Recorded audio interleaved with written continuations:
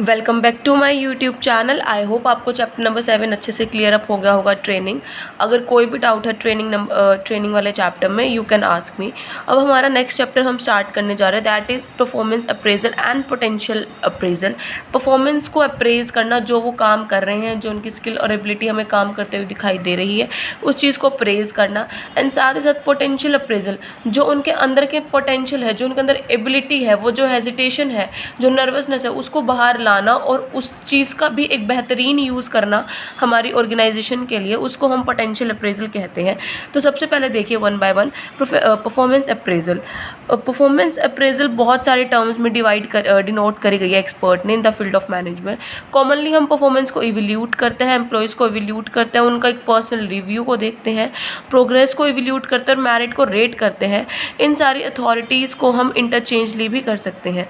Most commonly हम use करते हैं evaluate the performance of employee is known as performance appraisal और performance evaluation. हम परफॉर्मेंस को इवैल्यूएट करते हैं कि किस तरह से एम्प्लॉयज़ काम कर रहे हैं, उसको हम परफॉर्मेंस अप्रेजल करते हैं। आपको पता है कि बहुत चेंजेस आता है day by day, man to man की रेटिंग में एक टेक्निक होती है उनकी परफॉर्मेंस को इवैल्यूएट करने के लिए। इन्होंने एक एग्जांपल भी दिया मिलिट्री ऑफिसर्स का। उनको वो रेट करते हैं कौन पर्सन कितना कैपेबल है फटाफट जॉब लगाने के लिए। इसी कंसेप्ट को, ये कंसेप्ट है एक रेगुलर फीचर बन चुका है इंडस्ट्री में एज वेल एज यूटिलिटी में, ताकि हम कर सकें। और जो लार्ज नंबर के इंडियन कंपनीज़ हैं वो भी इसी कंसेप्ट को इम्प्लीमेंट करती हैं अपनी कंपनीज़ में। मीनिंग क्या रहेगा? मीनिंग यही रहेगा कि प्रेजेंट परफॉर्मेंस को इवैल्यूएट कर एम्प्लॉयज़ की, जिसको हम लिंक करते हैं जॉब की रिक्वायरमेंट से, आइडेंटिफाई करते हैं कि क्या गैप और एक्सप्लोर करना ज़रूरी है एम्प्लॉयज़ के पोटेंशियल में, ताकि जो अगर वो कल को कॉम्पिटिटिव वर्ल्ड में चैलेंज फेस करे तो उन्हें डिफ़िकल्टी फेस ना करनी पड़े।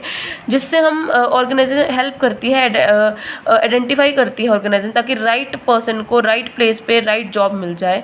परफॉर्मेंस अप्रेजल लिंक करती है हमारी परफॉर्मेंस डेवलपमेंट से भी, क्योंकि अगर हम जब तक परफॉर्मेंस को अप्रेज नहीं करेंगे, नोटिस नहीं करेंगे, ऑब्जर्व नहीं करेंगे, तो हम उसका पोटेंशियल बाहर नहीं ला सकते हैं। तो पर्पस यही रहता है कि आइडेंटिफाई करना कि क्या परफॉर्मेंस में गैप है, हमें क्या नेसेसरी स्टेप्स लेने, ताकि जो ब्रिज है, जो गैप है उनके अप्रोप्रिएट डेवलपमेंट प्रोग्राम का, हम वो उस ब्रिज को आइडेंटिफाई कर ले और वो अप्रोप्रिएट प्रोग्राम्स को डेवलप करें और उस मेथड को उस पर लगाएं। तो परफॉर्मेंस है जो डिफाइन करिए बहुत सारे स्कॉलर्स ने करी अपनी अपनी लैंग्वेजेस में। So according to Dale Beach, performance appraisal is systematic evolution of the individual. मतलब एक सिस्टम है जो इवोल्यूट करते हैं हम इंडिविजुअल को, ताकि उसकी और मतलब गर्ल और बॉय की परफॉर्मेंस हो उस जॉब में, वो रिस्पेक्ट हो और जो उसके अंदर का पोटेंशियल है उसको हम डेवलप कर सकें। ठीक है, तो अब कोई भी दो याद कर लेना, मैंने एक ही बता दी है। उसके बाद आते हैं features and characteristics of performance appraisal. ये एक फॉर्मल और स्ट्रक्चर्ड सिस्टम है जिसमें हम मेज़र करते हैं, इवैल्यूएट करते हैं हमारे एम्प्लॉयज़ की परफॉर्मेंस को।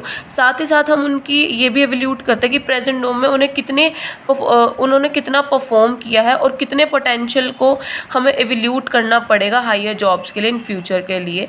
हम ये एहसान करते हैं कि उन्हें कितनी नीड है ट्रेनिंग और डेवलपमेंट की उनकी प्रेजेंट परफॉर्मेंस के बेसिस पर। और हम ये भी मेज़र करते हैं कि क्या जो एम्प्लॉय की परफॉर्मेंस है वो सिस्टमेटिक बेसिस पे चल रही है या नहीं चल रही है। उसकी परफॉर्मेंस को मेज़र करना पीरियोडिकली बेसिस पर, मंथली, हाफ ईयरली, एनुअली। ये बहुत डिफरेंट होती है जॉब एवोल्यूशन से, और ये कॉन्टीन्यूस प्रोसेस है, ऑलमोस्ट मीडियम और लार्ज स्केल के ऑर्गेनाइजेशन में करते हैं, ताकि उनके पास एक अच्छा पुल हो HR रिसोर्सेज का। उसके बाद आती है हमारी इम्पोर्टेंस एंड ऑब्जेक्टिव। जो परफॉर्मेंस अप्रेजल है, बहुत सारे सेंट्रल प्लेसेस हैं, वो एक वाइटल इन्फॉर्मेशन देते हैं हमारे एम्प्लॉयज़ को वर्किंग ऑर्गेनाइजेशन में।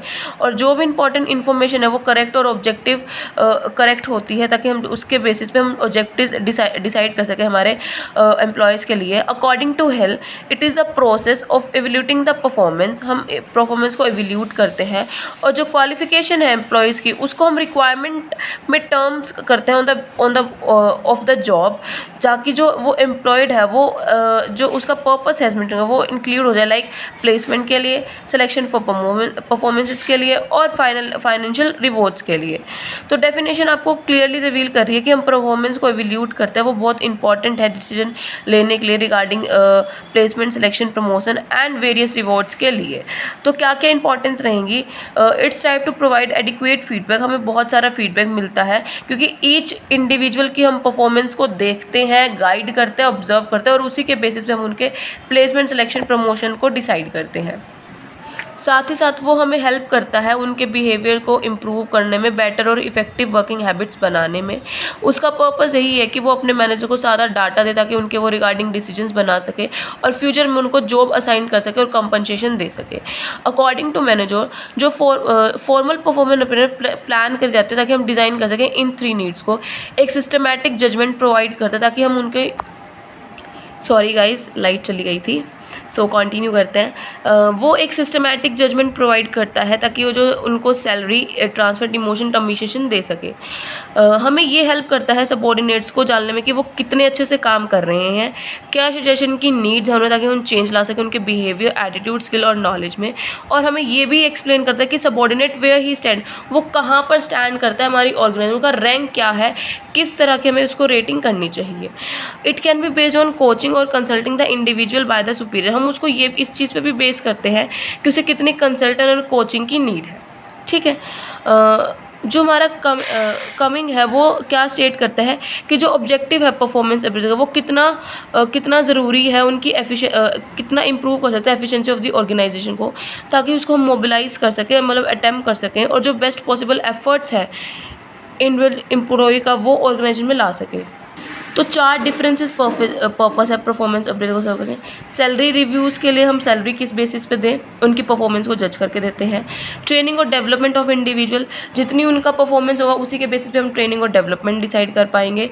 प्लान जॉब ओरिएंटेशन, उसी के अकॉर्डिंग हम जॉब ओरिएंटेशन को प्लान कर पाएंगे और उसी के अकॉर्डिंग हम असिस्ट कर पाएंगे उनको कितने प्रमोशंस की नीड है, कितने की नहीं है ना। On the basis of this analysis अब हमें ये देखना है कि कौन कौन से ऑब्जेक्टिव्स हैं हमारी परफॉर्मेंस अप्रेजल के। सबसे है कि हमें इसका जो इफेक्ट होता है वो हमारी प्रमोशन, ट्रांसफ़र और डिमोशंस में होता है, जो हमारे परफॉर्मेंस होती है एम्प्लॉयज़ की, ये इफ़ेक्ट भी करता है क्या। उसके बाद आता है हम ये देखते हैं कि क्या टर्मिनेशन और डिस्चार्ज की ज़रूरत है, कौन से एक्शंस हमें प्लान करने चाहिए हमारी एम्प्लॉयज़ की परफॉर्मेंस के लिए। ये इफ़ेक्ट करते हैं कि हमें कितना उनको पे इंक्रीज़ करना चाहिए, कितना नहीं करना चाहिए, इसी बेसिस पे हम उनकी परफॉर्मेंस अप्रेजल की रिपोर्ट बनाते हैं। हमें ये हेल्प भी करता है कि हमें डिसाइड करना पड़ता है, प्लान करना पड़ता है कि हमारे एम्प्लॉयज़ को कितनी ट्रेनिंग और डेवलपमेंट की नीड है अकॉर्डिंग टू देयर परफॉर्मेंसेस। हमें हमारे सबऑर्डिनेट को एक्सप्लेन करना पड़ता है कि वो कहाँ पे स्टैंड करते हैं on the basis of performance in the organisation. जितना जितना वो काम करता है उतना उतना वो ऑब्जर्व करते हैं कि हमारा एम्प्लॉय कितना कैपेबल है प्रमोशन प्लेसमेंट के लिए। पर वो ये भी बताते हैं कि आप यहाँ पे स्टैंड करते हो, आपके अंदर इतना पोटेंशियल, आपको ये ट्रेनिंग देंगे, इससे आप इतना कर पाओगे। तो ये सारी चीज़ें बहुत मैटर करती हैं एक ऑर्गेनाइजेशन में। मैनेजर्स को ये इन्फॉर्मेशन भी मिलती है कि हमारे किस एम्प्लॉय को करियर प्लानिंग की नीड है, किसके लिए हमें प्लानिंग उनके प्रमोशंस के लिए सोचना चाहिए, प्लेसमेंट्स के लिए सोचना चाहिए। ये पूरा एक रिकॉर्ड मेंटेन करके रखता है जिसमें सारी वेरियस लीगल रिक्वायरमेंट्स होती है अकॉर्डिंग टू एम्प्लॉय। सेटिस्फाई करता है हमारी need of the organisation regarding quality and quantitative of human resources जो हमारे पास अवेलेबल है, जिनको हम फ्यूचर में जॉब असाइनमेंट और कंपनसेशन दे सकते हैं। अब किस चीज़ को हमें अप्रेज करना चाहिए एक ऑर्गेनाइजेशन में, ये एक बहुत बड़ा सवाल है कि हम किस चीज़ को अप्रेज करें एक एम्प्लॉय की। तो बहुत सारे सेवरल पर्पसेस हो सकते हैं, एक कोई कॉन्ट्रावर्सी नहीं है। तो उन्होंने वेरियस कंटेंट दे हैं कि एरिया ऑफ इंटरेस्ट, कि किस एरिया में उनका इंटरेस्ट है, क्या एबिलिटी है, एबिलिटी टू रीज़न, उनके अंदर क्या क्या एबिलिटी है उस चीज़ को, टेक्निकल नॉलेज कितनी है, एक तो स्किल और एक्सपीरियंस होता ही है, और टेक्नोलॉजिकल नॉलेज क्या है, और क्या क्या क्रिएटिव स्किल्स हैं उनके अंदर, जजमेंट स्किल कितनी है, ठीक है, किस एबिलिटी को हमें ग्रैब करना और न्यू अप करना है कि उसको नया बना सकते हैं। टेक इनिशिएटिव, किस एक्शन में वो, किस फील्ड में वो इनिशिएटिव लेने के लिए कैपेबल है, किस रिस्पॉन्सिबिलिटी को वो अंडरटेक कर सकते हैं, उस कैपेबिलिटी को हमें अप्रेज करने की नीड है। क्या ओरिजिनलिटी और क्या रिसोर्सफुलनेस होना चाहिए, उस चीज़ को अप्रेज करना चाहिए हमें। किस जॉब की उनके अंदर नॉलेज है, उस चीज़ को अप्रेज करें। रेगुलरिटी को अप्रेज करें। साथ ही साथ उनके जो एक्सप्रेशन है रिटन और रोलर, उसको भी अच्छे से लीड करें। लीडरशिप क्वालिटी को नोटिस करें। एबिलिटी जो वर्क है अदर्स के लिए, उसको करें। सजेशंस दें कि वो क्या बेटर दे सकते हैं हमारी ऑर्गेनाइजेशन को और काम बेहतरीन करके, इस चीज़ को अप्रेज करें। तो ये सारी चीज़ें बहुत मैटर करती है। अब whose performance should be evaluated, किस पर्सन की हमें परफॉर्मेंस को इवेल्यूट करना चाहिए। रेट्स देते हैं हम इंडिविजुअल को, वर्क ग्रुप्स को, ऑर्गेनाइजेशंस को, डिवीज़न को। रेट क्या होता है, रेटिंग देना, मतलब डिफरेंट कैटेगरीज में बनाना। फॉर एग्जाम्पल, हम हर एक पर्टिकुलर जॉब का एक पर्टिकुलर स्टैंडर्ड फिक्स कर देते हैं और उस जॉब का हमें अगर ये रिजल्ट नहीं मिलता तो हम उस अकॉर्डिंग रेट करते हैं।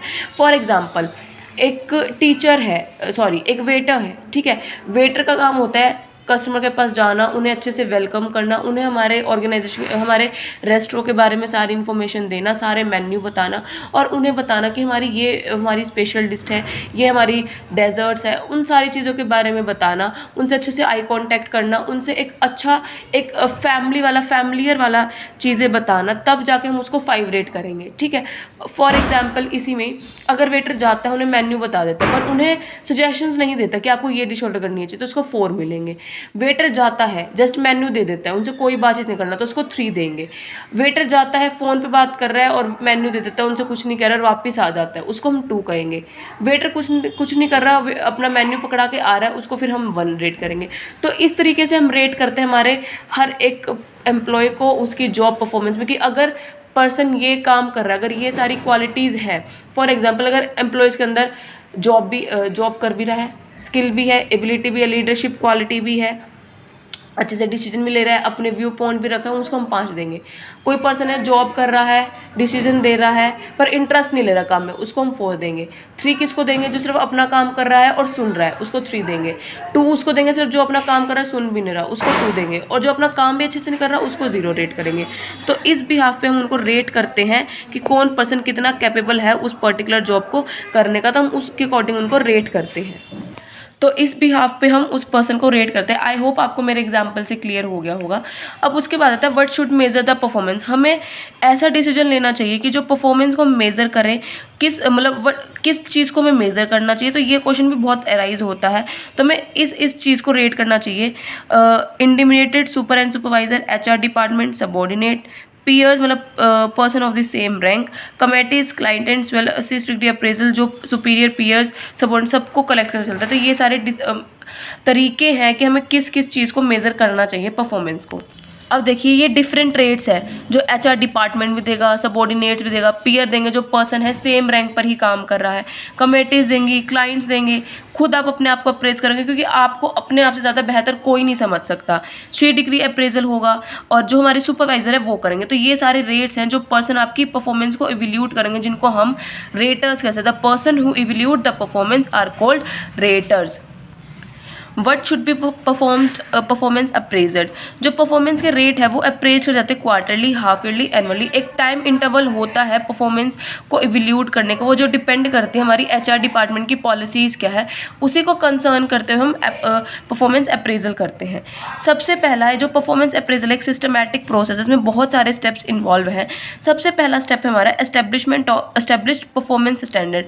हमें हर एक परफॉर्मेंस अप्रेज के लिए स्टैंडर्ड्स एस्टेब्लिश करना पड़ेगा।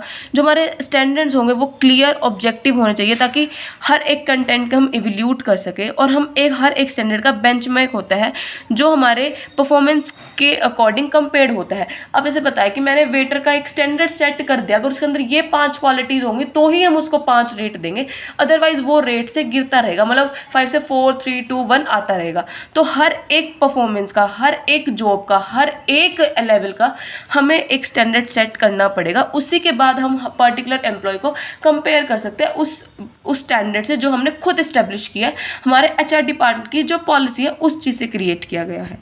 उसके बाद आता है communicate performance standard to rates and raters. जब हमने स्टैंडर्ड क्रिएट कर लिया, ऑलरेडी एस्टेब्लिश कर लिया, अब बारी आती है कम्युनिकेट करने की उन स्टैंडर्ड्स को रेट और रेटीज से। हम कम्युनिकेट करेंगे हमारे रेटर्स और रेटीज से, मतलब जो हमने रेटीज मतलब जो हमारे एम्प्लॉयज़ हैं, और जो हमने रेटर्स क्रिएट करे हैं। रेटीज वो पर्सन होते हैं जिसकी हम परफॉर्मेंस को मेज़र करते हैं, तो वो कम्युनिकेट कर जाएंगे कि उन्होंने उनसे क्या हमने एक्सपेक्टेड परफॉर्मेंस करी है। और रेटर्स वो होते हैं जो हमने एक्चुअली मेज़र करने हैं उस परफॉर्मेंस में। तो जो हमें नॉलेज होगी उस पर्सन के बारे में, वट और हाउ हम उसको उस चीज़ को हम मेज़र करेंगे, उसकी परफॉर्मेंस को, और उसने काम किया है। तो रेटीज वो हैं जिसकी परफॉर्मेंस हम मेज़र करते हैं, और रेटर्स वो जो हमने जिस जॉब उस पर्टिकुलर पर्सन के लिए कौन सा स्टैंडर्ड सेट किया है, हम उसको मेज़र करेंगे कैसे और कब। ठीक है, मेजरमेंट ऑफ परफॉर्मेंस। जब हमने ये देख लिया कि रेटर्स हमने मेज़र करना है actual performance of the employees पे, जो रेटर्स हैं वो हम मेज़र करेंगे एक्चुअल परफॉर्मेंस क्या है हमारे एम्प्लॉयज़ की, और जो परफॉर्मेंस है हमारे एम्प्लॉयज़ की वो मेज़र करेंगे ऑब्जर्वेशन से, इंटरव्यू से, रिकॉर्ड से और रिपोर्ट से। सारी जो हमारे पास नेसेसरी इन्फॉर्मेशन होती हैं, स्टेप्स होते हैं, फैक्टर इन्फ्लुएंस होते हैं जो इन्फ्लुएंस करते हैं हमारी एक्चुअल परफॉर्मेंस को, वो फॉलोड कर जाएंगे इस स्टेज में। और जो भी इन्फ्लुएंस के फैक्टर होते हैं वो आइदर इंडक्ट भी करे जा सकते हैं और एम्प्लॉयज़ की परफॉर्मेंस से रिलेटेड भी हो सकते हैं। तो हमें एडजस्ट करना पड़ेगा कि हमारे पास एक्चुअल परफॉर्मेंस को हम कितना जानते हैं और कितना नहीं। तो ये जो सारी चीज़ें हैं हम ऑब्जर्व करते हैं, एचआर डिपार्टमेंट्स जो मैनेजर्स होते हैं इंटरव्यूज़ लेते हैं कि आप में और कितना एबिलिटी है। ठीक है, रिकॉर्ड्स करते हैं, ऑब्जर्वेशन करते हैं, कोई टेस्ट होते हैं, कोई बेसिक पर्टिकुलर टास्क दे दिया उससे हमने जजमेंट पास कर दी, कोई रिपोर्ट मिल गई हमें किसी अदर पर्सन से, तो उन सारी चीज़ों को हम एनालाइज करते हैं और फिर देखते हैं कि इस पर्सन को हमें कितना रेट देना चाहिए हमारी ऑर्गेनाइजेशन के लिए। कंपेरिजन करते हैं हम परफॉर्मेंस का विद द स्टैंडर्ड्स। जो रेटर्स होते हैं वो कंपेयर करे जाते हैं उनकी एक्चुअल एम्प्लॉय से और जो हमने हमने स्टैंडर्ड्स एस्टेब्लिश करे हैं। तो पर्पस यही रहता है कि जो डेविएशन है एक्चुअल परफॉर्मेंस में और प्री डिटरमाइंड स्टैंडर्ड्स में, उस डेविएशन को हम आइदर पॉजिटिव भी ले सकते हैं और आइदर नेगेटिव भी ले सकते हैं। अगर डेविएशन हम अगर पॉजिटिव लेते हैं तो उस परफॉर्मेंस को हम एक्सीड करते हैं स्टैंडर्ड से, ताकि हम उनको ट्रेनिंग और डेवलपमेंट देके उस परफॉर्मेंस को पोटेंशियल अप्रेजल में कन्वर्ट कर सकें।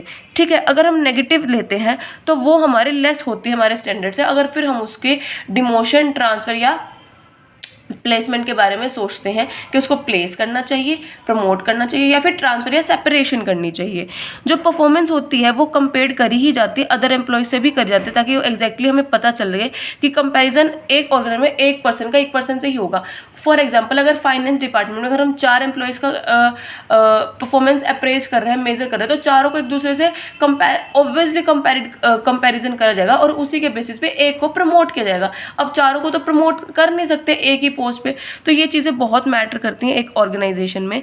जो भी हम परफॉर्मेंस एम्प्लॉय की कंपेयर करते हैं उसके प्रीवियस परफॉर्मेंस को लेके भी करते हैं, ताकि हम ये जान सके उसने कितना इम्प्रूव किया और कितना नहीं। अब यही नहीं है कि हमने हाफ ईयरली कर लिया, एनुअली हम उसकी हाफ ईयरली की रिपोर्ट को नहीं देखेंगे, हम उससे भी मेजर करेंगे कि उसने 6 महीनों में कितना और अच्छा किया है। बेटर किया होगा तो ऑब्वियसली वो प्रमोशन के काबिल होगा, अगर वो नीचे गया, उस परफॉर्मेंस से भी नीचे गया है, तो फिर हमें उसके बारे में सोचना पड़ेगा। तो ये चीज़ें भी बहुत मैटर करती हैं एक ऑर्गेनाइजेशन में कि पर्सन को कितना हमें परफॉर्मेंस के लिए देना है और कितना नहीं देना है। ठीक है, उसके बाद हमारा टॉपिक आता है communication the performance to employees. जो हमारा नेक्स्ट स्टेप है यही आता है कि हमें मेज़र करना है हमारे एम्प्लॉयज़ की परफॉर्मेंस को, और ये जो रिपोर्ट है हमारे एम्प्लॉयज़ की अबाउट प्रोग्रेस और हमने जो परफॉर्मेंस को असेस करा है मैनेजमेंट को, वो हमें प्रोवाइड करनी पड़ती है। और हमें हमारे एम्प्लॉयज़ को भी बताना पड़ता है कि हमने आपकी इस तरह से हमने आपको ऑब्जर्व करा है और आपकी ये रिपोर्ट है, आपको यहाँ पे हमने कंपेयर करा है, यहाँ पे हमको मेज़र करा है, और उसी की वजह से हम आपको प्लेसमेंट, इंडक्शन जो भी हम वो दे रहे हैं। क्योंकि जब भी हम उस पर्सन को प्रमोट करते हैं, ट्रांसफ़र करते हैं, डिमोशन करते हैं, तो हमें एक वैलिड रीज़न देना होता है। ठीक है, यही नहीं कि आपने मुंह उठाया और प्रमोट कर दिया, तो क्यों किया? अदर एम्प्लॉयज़ भी तो हैं, उनको भी तो जजमेंट चाहिए कि हाँ वो पर्सन जिस पर्सन को हम प्रमोट कर रहे हैं, अगर हम हाईयर पोस्ट दे रहे हैं और जो उसके अदर एम्प्लॉयज़ है उसको भी लगना चाहिए नहीं, he is a capable person, he is a right person for a need a promotion, मतलब उस पर्सन को नीड है प्रमोशन की, हम उसी पर्सन को देंगे। ठीक है, discussion with the employees about the performance. Next step यही आता है कि हमारे एम्प्लॉयज़ को बताना कि उनकी परफॉर्मेंस कितनी पुअर रही है, ताकि वो एनालाइज कर सके और रीज़न फाइंड कर सके कि उन स्टैंडर्ड हमने कहाँ कमी छोड़ी और कहाँ हमारे स्टैंडर्ड में कमी है, हम क्यों उस स्टैंडर्ड से बिलो रहे। उनको बताना इसलिए ज़रूरी है, अगर वो हम उनको बताएंगे तो वो इस चीज़ को पॉजिटिव ले, नेगेटिवली वो उनके ऊपर डिपेंड करता है। पर जो एम्प्लॉयज़ पॉजिटिव लेते हैं फिर वो अपनी डेडिकेशन और कोऑपरेशन से काम करते हैं, और जो उसको नेगेटिव लेते हैं उनके लिए हमें एक अलग डिसीजन रिगार्डिंग बनाना पड़ता है। Necessary steps to improve performance. जो हमारी परफॉर्मेंस अप्रेजल है वो जनरली लिंक करती है हमारी परफॉर्मेंस डेवलपमेंट से। बहुत सारे रीजन होते हैं उनकी पुअर परफॉर्मेंसेस के लिए जो हम डिटरमाइन करते हैं ताकि उनके लिए नेसेसरी स्टेप्स ले सकें। मैंने बोला जो पॉजिटिव ले सकते हैं उनके लिए हम ट्रेनिंग और डेवलपमेंट करते हैं, और जो हमारे जो पुअर है हम उनके लिए भी एक नेसेसरी एक्शंस ले सकते हैं ताकि हम उन्हें ट्रेन कर सके, डेवलप कर सके और उनकी परफॉर्मेंस को इम्प्रूव कर सके ताकि वो हमारे एक ऑर्गेनाइजेशन में लोअल रहे और हमारे ऑर्गेनाइजेशन को छोड़ के ना जाए। अगर वो छोड़ देंगे तो हमारे लिए ही हमारे HRM के लिए ही अफेक्टेबल होगा, एक लिमिटेशन होगी। फॉलोअप, जो भी हमने फाइनल स्टेप है, जो हमने परफॉर्मेंस को प्रेस करे, डेवलपमेंट स्टेज है, उसको फॉलोअप करना, जो हमारे फीडबैक है, करेक्टिव एक्शंस लेना ताकि उनको हम इवैल्यूएट कर सकते हैं। और जो एम्प्लॉयज़ अपनी परफॉर्मेंस को आफ्टर ट्रेनिंग भी इम्प्रूव नहीं कर सकते उनके लिए भी नेसेसरी टेक लेना कि हम उनको डिमोट करें या फिर रिट्रीटमेंट करें, उनके लिए भी हमें सोचना बहुत ज़रूरी है, क्योंकि हम ऐसे एम्प्लॉयज़ को नहीं रख सकते जो आफ्टर ट्रेनिंग भी हमें कोई आउटपुट या इनपुट नहीं दे रहे हमारी ऑर्गेनाइजेशन को। ठीक है, निकाल नहीं रहे उनको हम ये कह सकते हैं कि हमको कभी हमें आपकी नीड होगी तो हम आपको बुला लेंगे, ट्रांसफ़र कर देंगे, डिमोट कर देंगे, कुछ और काम दे देंगे, पर अपनी ऑर्गेनाइजेशन से नहीं जाने देंगे, क्योंकि वो भी हमारी एक फैमिली का हिस्सा है, हमारी ऑर्गेनाइजेशन का एक हिस्सा है। Now methods and technique of performance appraisal, there are different kinds of so many methods and techniques जिससे हम मेज़र करते हैं। तो सबसे पहले हम करते हैं ट्रेडिशनल मेथड्स। इसमें ट्रेडिशनल लिखा हुआ है, ट्रेडिशनल मॉडर्न मेथड्स, बट ये ट्रेडिशनल मेथड्स हैं और ये मॉडर्न मेथड्स हैं। तो सबसे पहले देखते हैं ट्रेडिशनल मेथड्स। ठीक है, देखिए सबसे पहले आता है हमारा रैंकिंग मेथड। रैंकिंग मेथड में क्या होता है, ये सिंपलेस्ट और ओल्डेस्ट मेथड है हमारी परफॉर्मेंस अप्रेजल का। इसमें क्या होता है, हम एम्प्लॉयज़ को रैंक्स असाइन करते हैं, उनकी जॉब की परफॉर्मेंस की बेसिस पे हम उनको रैंक असाइन करते हैं ताकि जो एम्प्लॉयज़ को हम कंसिडर कर सकें, उनकी परफॉर्मेंस को देख सकें और उसी की सूटेबल परफॉर्मेंस की बेसिस पर ही हम उन्हें सूटेबल रैंक प्रोवाइड कर सकें। कई बार एम्प्लॉयज़ को अप्रेज्ड की नीड होती है ऑन द फैक्टर इस रेस्पेक्ट, जो हम उनको इवैल्यूएट करते हैं इंडिविजुअल के ट्रेड्स पर जो मेरिट यही है कि हम कंपैरिजन भी करते हैं सिंगल रेटिंग का कि उन्हें किस टाइप ऑफ वर्क देना चाहिए और किस ग्रुप में रिगार्ड करना चाहिए, और उसी के बेसिस पे हम उन्हें रैंक करते हैं। कई बार हम एम्प्लॉयज़ को इवैल्यूएट भी करते हैं उनके मेरिट बेसिस पे ताकि हम उनको एक सिंपल ग्रुपिंग दे सकें, और जो बेस्ट एम्प्लॉयज़ है उसको फर्स्ट रैंक अलाइज कर सकें और जो पुअरेस्ट ऑक्यूपाई करता है उसको लास्ट रैंक दे सकें। अगर हम हाईएस्ट और लोवेस्ट रैंक सेलेक्ट करते हैं, रेटर करते हैं, तो वो उनकी परफॉर्मेंस के बेसिस पे करते हैं, हम खुद से नहीं देते। जो प्रोसेस है उनको रैंक कॉन्टिन्यूस हमें देना चाहिए, एम्प्लॉयज़ को रैंक करते रहना चाहिए ताकि जो वेरियस ड्रॉबैक्स है, जो लिमिटेशन है इस मेथड की, वो हमें पता लगती रहे। हम रेटर से भी कंसिडर करते हैं कि एम्प्लॉयज़ एज अ होल क्या सोचते हैं अपने बारे में, जो इफेक्ट करती है जजमेंट और सब्जेक्टिविटी को भी। सेकेंडली क्या होता है, हम ये इंडिकेट नहीं करते कि हमें डिफरेंट एम्प्लॉयज़ को हम डिफरेंट असाइन करेंगे, सेकंड रेट देंगे, वो सिर्फ उनकी परफॉर्मेंस के ऊपर बेस्ड ही होता है कि किस मेथड में क्या लिमिटेशन है और क्या नहीं है। तो हम सिर्फ एम्प्लॉयज़ को उनकी परफॉर्मेंस के बेस पर ही देते हैं कि वो उसकी परफॉर्मेंस जितनी अच्छी होगी उसका रैंक उतना ही अच्छा होगा, और जितनी बुरी होगी उतना ही लोअर रैंक होगा। जैसे मैंने वेटर का एग्जांपल दिया था, वो यही है कि वो उस जॉब के लिए एक स्टैंडर्ड सेट कर दे जाए और उसी के बेसिस पे देंगे।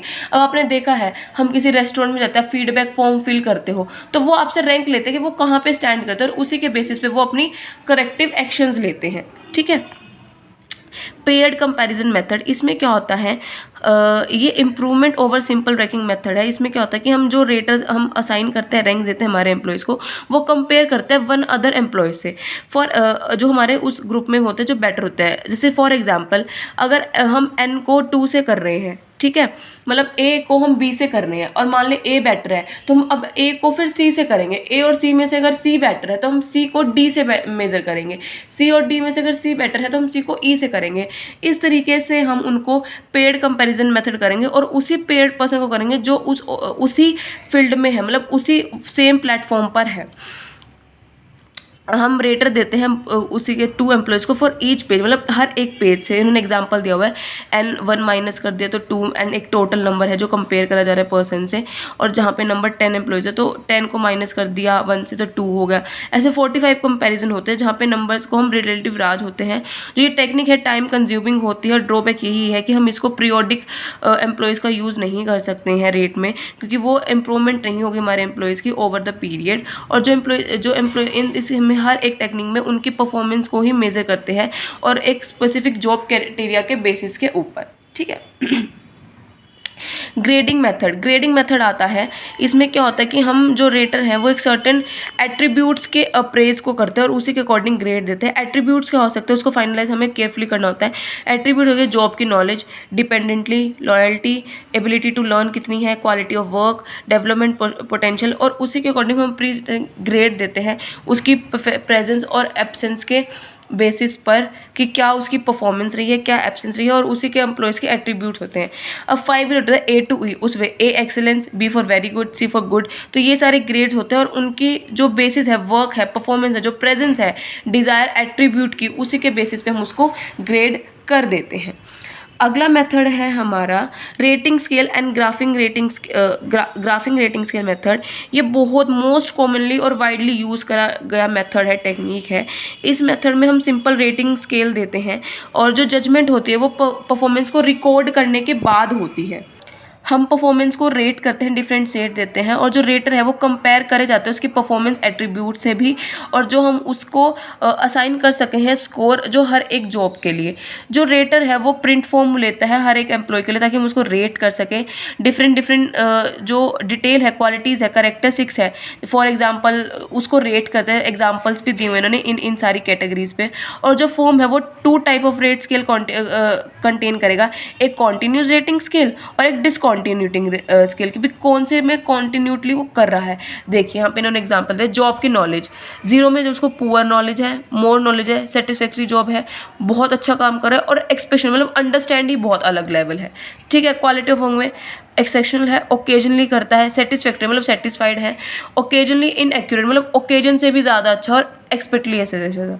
ठीक है, क्वालिटी ऑफ वर्क में बहुत स्लो है, काम कर रहा है, ठीक ठाक कर रहा है, कंसिस्टेंट है, अबव एवरेज और यूजुअली फास्ट वर्कर। तो इस तरह से हम रेट करते हैं डिफरेंट एट्रीब्यूट्स के अकॉर्डिंग। समटाइम्स क्या होता है वो डिसकंटिन्यू हो सकते हैं। फॉर एग्जांपल एक पर्सन महीना रेगुलर आ रहा है, ठीक है, फिर वो 10 दिन की छुट्टी ले रहा है, फिर 5 दिन आ रहा है, फिर हफ्ते की फिर ले रहा है, फिर आ रहा है, तो उससे रेगुलरिटी कम हो रही है, तो उस बेसिस पे हम उसको रेट कर सकते हैं उस एम्प्लॉय को। ठीक है, तो हम इवैल्यूएट करते हैं उस परफॉर्मेंस को। जो डिसकंटिन्यू स्केल है हम उसमें जो स्कोर करते हैं वो ईच पॉइंट पर ही देखते हैं। जो स्केल है वो मे बी 3, 7 और 3.5 और 7 पॉइंट्स पे हो सकता है, जो नंबर ऑफ एट्रीब्यूट्स है अकॉर्डिंग टू जॉब रिक्वायरमेंट। अगर हमें ओवरऑल जानना है उस overall score of the employee को, तो हमें जो पॉइंट्स है वो ईच एट्रीब्यूट पर देने पड़ेंगे, ऐड करने पड़ेंगे, ताकि हम उस एम्प्लॉय को रैंक कर सके और टोटल पॉइंट्स पे जान सके। जिसके जितने पॉइंट्स बनेंगे देखेंगे, मान लो 4 दिन आ रहे हैं तो उसके अकॉर्डिंग हमने 2 रेट दे दिए, 3 दिन आ रहे हैं तो वो 3 हमने 6 माइनस कर दे। उस बेसिस पे जितने टोटल बैठेंगे उस पर भी हम रेट कर सकते हैं। तो मेरिट क्या है इस मेथड की, बहुत सिंपल है और ईजी टू अंडरस्टैंड है। स्टैटिकल टेबुलेशन और हम एनालाइज कर सकते हैं स्कोर को, और जो स्कोर है सेवरल एम्प्लॉयज़ का वो हम उसको कंपेरेबल भी कर सकते हैं, और ये इंडिकेट करता है कि हमारा जो एम्प्लॉय है वो कहाँ पर स्टैंड करता है, दूसरों से हम कंपेयर भी कर सकते हैं वर्क ग्रुप से। और जो इसकी लिमिटेशन ये है कि सब्जेक्टिव है और लो रिलायबल है। जो नरेटिव वर्ड्स हैं, स्केल है, वो different meaning, different appraisal rate create करते हैं। उसके बाद आता है हमारा चेकलिस्ट मेथड। इस मेथड में क्या होता है कि जो रेटर है वो हम परफॉर्मेंस को इवैल्यूएट करके नहीं देते। हम इसमें एक लिस्ट होती है स्पेसिफिक स्टेटमेंट्स की, उसको डिस्क्राइब करते हैं। उस परफॉर्मेंस से हम जानते हैं कि ये पर्सन को हमें येस देना चाहिए, नो देना चाहिए। उस एक्सपेक्टेड इवोल्यूशन उस स्टेटमेंट से हम टिक करते हैं वेदर उसका बिहेवियर पॉजिटिव है और नेगेटिव है। अब स्टेटमेंट्स कैसी होंगी, क्या एम्प्लॉय जॉब और ऑफिस को रेगुलर आ रहा है, अटेंड कर रहे हैं, येस और नो। क्या एम्प्लॉय का कॉलीग्स के साथ बिहेवियर अच्छा है, येस और नो। क्या फेलोज वर्कर को हेल्प करता है, येस और नो। इन बेसिस पे हम उसकी परफॉर्मेंस को मेजर करेंगे, ओवरऑल परफॉर्मेंस को रेट करेंगे। पॉजिटिव स्कोर होगा तो हम उसको पॉजिटिव स्कोर देंगे, नेगेटिव होगा नेगेटिव। इस मेथड को हम सिंपल चेकलिस्ट मेथड कहते हैं, जिससे हम ऑब्जर्वेशन से ही मेज़र कर लेते हैं। जो वेट है वो हर एक स्टेटमेंट को साइन करा जाता है। ये मेथड हम वेटेड चेकलिस्ट मेथड भी कह सकते हैं, जहाँ पे रेटर्स कलेक्ट करते हैं और चेक करते हैं स्टेटमेंट से कि एम्प्लॉय का बिहेवियर कैसा है पर्टिकुलर स्टेट पे। और ये जो employee he is not aware about the weight assign, जो वो अवेयर नहीं होता कि हमने क्या स्टेटमेंट्स बनाई है और किस स्टेटमेंट उसको जज करा जा रहा है। जो वेटर है वो अटैच होता है उस स्टेटमेंट से, और जो वेट्स हैं वो एवरेज होते हैं, और उसी के अकॉर्डिंग हम एम्प्लॉय को एवल्यूट करते हैं। ड्रॉबैक ही है कि थोड़ा कॉम्प्लिमेंटेड है और टाइम कंज्यूम है, क्योंकि सबसे पहले तो हमें स्टेटमेंट्स बनानी पड़ेंगी, फिर उसको ऑब्जर्व करना पड़ेगा कि वो स्टेटमेंट उस एम्प्लॉय के लिए बनी है या नहीं बनी है, फिर उसको हम वेट देंगे। तो काफ़ी टाइम कंज्यूमिंग और लंबा प्रोसेस हो जाता है। चेकलिस्ट को प्रिपेयर करने में सुपरवाइजर को पूरी डिटेल नॉलेज चाहिए जॉब के बारे में भी, और परफेक्ट प्रिपेयर करेगा और उसी के अकॉर्डिंग वो वेट असाइन करेगा उस स्टेट को। जो लिमिटेशन है, बायसनेस भी हो सकती है कई बार, क्योंकि हम जिस पर्सन को जानते थे उसको क्या पता रेट अच्छा दे दे। तो फोर्स चॉइस मेथड भी हो सकता है, और हम इसको चेक करते हैं। हमें बायस को रिड्यूस करना भी बहुत ज़रूरी हो जाता है। ठीक है, उसके बाद आता है फोर्स चॉइस मेथड, जो हमने अभी किया ही है। इसमें क्या होता है, ये अनदर ट्रेडिशनल मेथड है जिसमें हम परफॉर्मेंस को प्रेज करते हैं। जो मेथड है डेवलप करा गया था वर्ल्ड वार 2 में। तो एक large number of descriptive statement है जिसको हम प्रिपेयर करते हैं और जॉब एक्टिविटी को देखते हैं। बहुत सारी 4 और 5 स्टेटमेंट्स बनाते हैं स्पेसिफिक जॉब परफॉर्मेंस के फैक्टर के लिए, जो फेवरेबल भी होती हैं और जो 2 स्टेटमेंट वो लेस अनफेवरेबल भी होती हैं। और उसी के अकॉर्डिंग हम एक को सेलेक्ट करते हैं हर एक कैटेगरी के लिए, और फिर एम्प्लॉय को डिस्क्राइब करते हैं उसका बिहेवियर है जॉब से रिलेटेड या नहीं है। जैसे चेकलिस्ट मेथड था वैसे ही यही है परफॉर्मेंस को। ठीक है, 5 स्टेटमेंट्स हमने ग्रुप के लिए प्रिपेयर कर ली। 2 स्टेटमेंट होगी फेवरेबल, एक मतलब नेचुरल होगी, और 2 लेस जैसे जो अनफेवरेबल होगी। अब on a 5 scale of note हम उस आइटम पॉजिटिव, न्यूट्रल और नेगेटिव को हम मिक्स कर देते हैं, और फिर हम रेट करते हैं कि हमने कौन सी स्टेटमेंट यूज़ करी है जो क्लोजली मैच करी है हमारे एम्प्लॉय की बिहेवियर को। पर्पज़ यही रहेगा हम एलिमिनेट कर दे बायसनेस फ्रॉम द सुपरवाइजर से। मेरिट यही है कि हम आइडेंटिफाई कर सकते हैं और डिफ्रेंशिएट करते हैं कि कौन कितना एफिशिएंट है और कौन इनएफिशिएंट है। और ड्रॉबैक यही रहता है कि डिफ़िकल्ट रहता है उसको कंस्ट्रक्ट करने में, एडमिनिस्ट्रेट करने में, पर टाइम कंज्यूमिंग है क्योंकि हमें स्टेटमेंट्स को प्रिपेयर करना पड़ता है, फिर डिस्क्राइब करना पड़ता है कि कितनी कौन सी ज़्यादा डिस्क्रिप्टिव और कौन लेस है। तो पॉइंट यही रहता है कि हम इसमें ऑब्जेक्ट नहीं कर सकते, असेसमेंट नहीं कर सकते हमारे एम्प्लॉयज़ की, और हमें फ्रीडम होती है इस चीज़ को करने की। ठीक है, फोर्स डिस्ट्रीब्यूशन मेथड, इस मेथड में क्या होता है, हम यही चेक करते हैं कि कौन कितना यूज़फुल है, बायसनेस है, और ये हमें इंश्योर करता है कि हमको कहाँ पे हायर एंड पे प्लेस करना चाहिए या बॉटम स्केल पे करना चाहिए। जो डिस्ट्रीब्यूशन है एम्प्लॉयज़ की अप्रेजल का, वो अकॉर्डिंग प्री डिस्ट्रीब्यूशन मेथड से होता है, और इसी पे हम डिसाइड करते हैं कि जॉब परफॉर्मेंस कितना डेवलप करा गया और कितना नहीं। ऑन दी वन हैंड जो स्केल है वो बेस्ट जॉब है परफॉर्मेंस की, वेयर एज जहाँ पे जो अदर स्केल है वो स्केल रिप्रेजेंट करता है कि पूरे जॉब कितनी है। तो जो रेटर है वो गिवन इंस्ट्रक्शन से ही एलोकेट कर देते हैं 10% of the employee of the top of the scale, 20% of below every of the, और जो 10% है वो अनसेटिस्फाई है, पुअर है। देखो इन्होंने एग्जाम्पल दिया हुआ है, अनसेंट्री वो 10%, बिलो एवरेज 20, ज़्यादा है 40, फिर अबव है 20, फिर 10। उसी के बेसिस पे, मतलब कम ज़्यादा है, उसी बेसिस पे हम उसका फोर्स डिस्ट्रीब्यूशन करते हैं। एडवांटेज क्या है कि जो हम चेक कर सकते हैं, एलिमिनेट कर सकते हैं, मतलब एलिमिनेट कर देता है स्कोप ऑफ सब्जेक्टिव के जजमेंट का, हम इजीली अंडरस्टैंड कर सकते हैं और अप्लाई भी कर सकते हैं।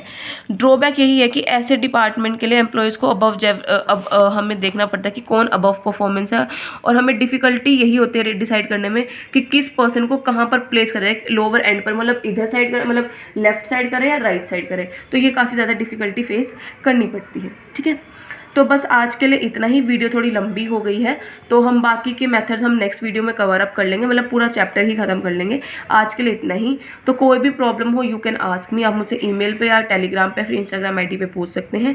वीडियो को लाइक शेयर कमेंट कर देना, चैनल को सब्सक्राइब कर देना। Thank you, have a nice day. कल मिलते हैं न्यू वीडियो के